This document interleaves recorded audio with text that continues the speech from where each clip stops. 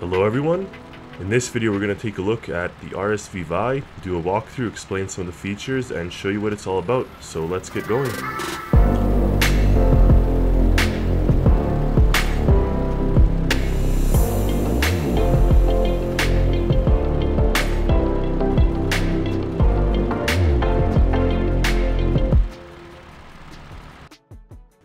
So here we are standing on the front of the RSV Vai, and we're going to start to take a quick tour of this vessel.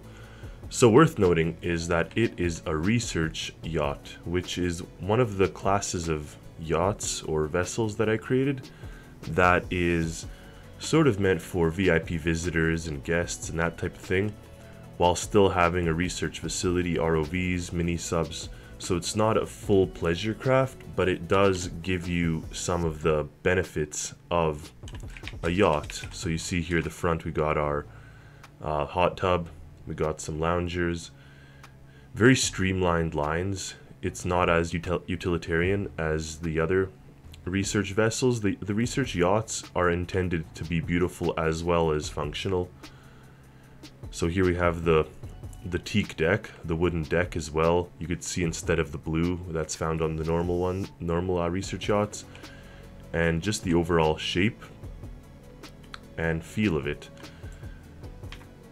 So from the very front, you see here we got kind of this little walkway if you're walking into or docking, some firefighting gear. So in addition to the loungers, we said we got our hot tub in the front. Now, because you can't model a door, like a glass door, we just have this. That's intended to be a fake door, but you get in through the back here. Though you do see a full 180 degree kind of panorama from inside the cabin. We're going to get to that in a bit. Back here we have our dining table, an outdoor dining table. Got a huge winch. And you have a sea scooter here. ROV. Obviously the ROV attaches to the winch. And on the very lower deck, or very bottom deck, we got our MINISUB. It's a little Scut 2. So it's just a one-man submersible without a airlock.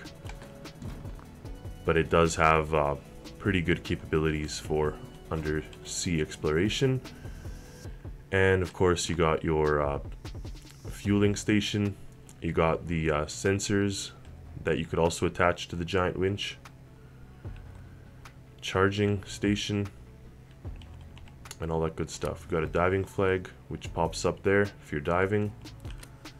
And you have undersea lights as well. I'm not sure why they didn't turn on. I'll take a look at that after. So, if we do start just to look through the windows here, this is our research lab. And note it's conveniently located right near the deck, so if you do find something in the sea, you just take it through these doors. Now, because the water level, this is right on the water level, we do actually have an airlock system. So you see that it filled up and now it's emptying this, and once the water is all out of this area, it says airlock empty, and then you could proceed to either go back out or open the actual interior door. So the lab configuration, we got our sink, our equipment, as you can see here, a hood fan. Now here is the ROV station. Obviously now there is nothing because we haven't connected the ROV to the winch, but that's where you drive it. Over here we actually have a working sonar station. The vessel has to be on for that to work. And we have a decompression chamber as well. So if you have someone in the submersible for too long, or diving, not in submersible but diving, you put them in the decompression chamber there. Now I'm just going to go back outside so we can go in the normal order, but this was an area I wanted to show. So, call it the main entrance to the yacht is here. And when you walk in, you get your kind of little go area with equipment that you could load up before going out into, if it's bad conditions outside. We got our armory. It's a very small armory, but good enough for defending from pirates or unsavory people, as sometimes the adventures get you into that type of environment. Thermostat and a nice little luxury kitchenette.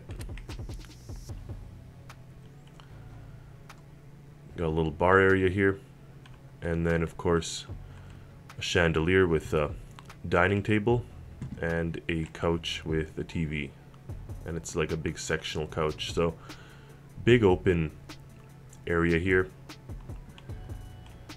Now there is a back door here, or side door, which if you're coming up these ladders you can just enter right in. You don't have to go to the main door back there.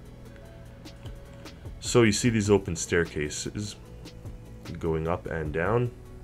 Let's take a look down first, below deck. So going down here, we kind of come into this little lobby area. There's some artwork and a table, and you could see exactly where the industrial area begins, or where the more the luxurious area ends, rather.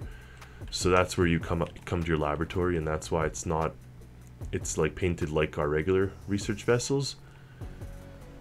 But here we have the yacht area. So we'll start with an infirmary. Nice little infirmary. Got cabin 2, which is a one-man cabin,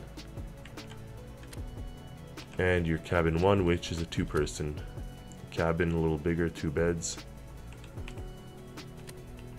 Over here is the engine room, and we do have our breakers here, and you see the 2 engines below you. Now this is just the access area, and you do have your fire suppression system, and you could control the engines from here, including the kill switches. And you could also use this if you don't have one engine operational. So this is a feature so you don't have one jet pushing and kind of skewing you to the side. You turn this on and it'll balance the power from one engine, but the downside is it's going to reduce your power and your speed. Got our fuel and our engine overrides. Now if you come across here, this is the engine maintenance area. So this is if you need to repair anything here. So you could actually get down and do that. And then here we have our other engine maintenance area, which includes our generator. So we just have a small engine generator and another kind of maintenance area. Down here we got a repair hatch, like I put. You can't access through this, you just can fix if there's damage, if you've hit the vessel on something or something hit you. And same with this, just a bunch of access ports for repairing things. So that is the lower area.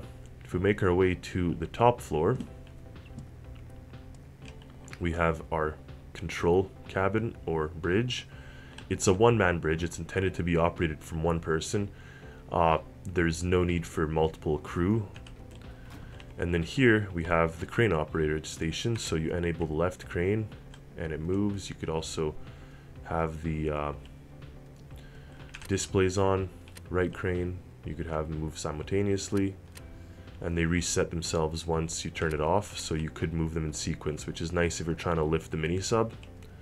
You don't have to have them use one and kind of make the ship tip over, especially because it's very tall. Not top heavy, but just tall and narrow, so it's easy to sort of end up with tipping over and then relying on the bottom propellers to correct your position.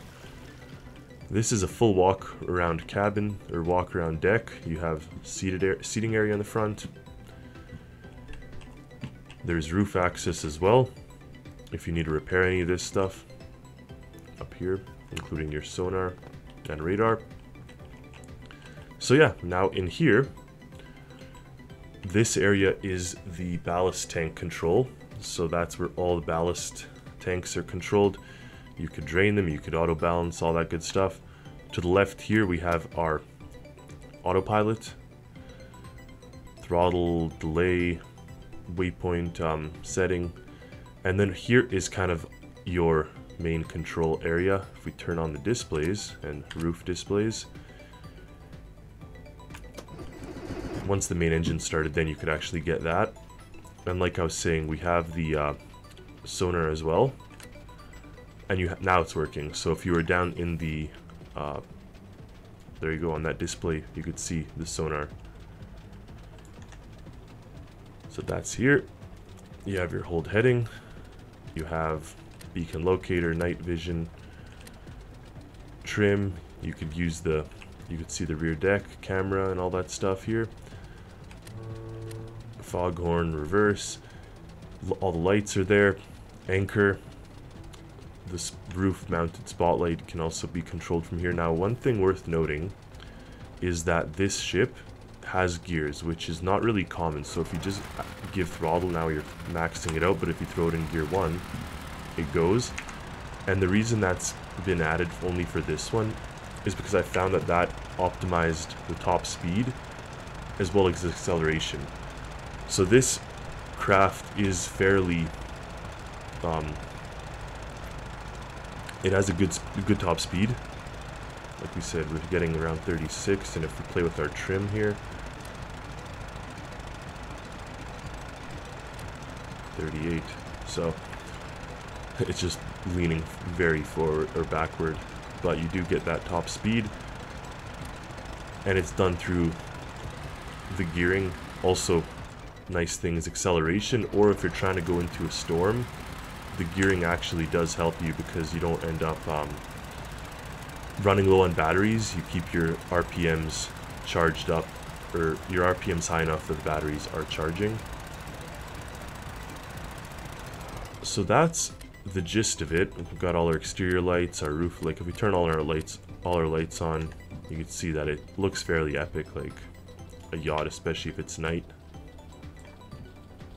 Got all the lights on the deck and all that stuff. So yeah, that is it, short of showing how to deploy the MINISUB and this stuff, but you know how to operate a crane for the most part. And keep in mind, autopilot, it says ship gear must be set, because if you just throw on an autopilot course, it revved up, and we were luckily in gear. But if you weren't in gear, you'd end up, oh no, don't do it. Perfect. Okay, well, at least we proved that our auto stop system does work, so we didn't end up killing ourselves here. But that's it. So we have the yacht, we have the different capabilities, and all of the things that make it special. Now this is the larger of the two yachts, or the yacht class that OMA has. They have the Alaska class, which is only a two deck yacht, and it's much smaller, and it doesn't have this much equipment on the back, nor does it have a large research area or research room. But that is also useful, and it has a good top speed. So you get to choose whatever works for you and enjoy how to operate it. So thank you so much for watching. Stay tuned for more, and happy Stormworksing.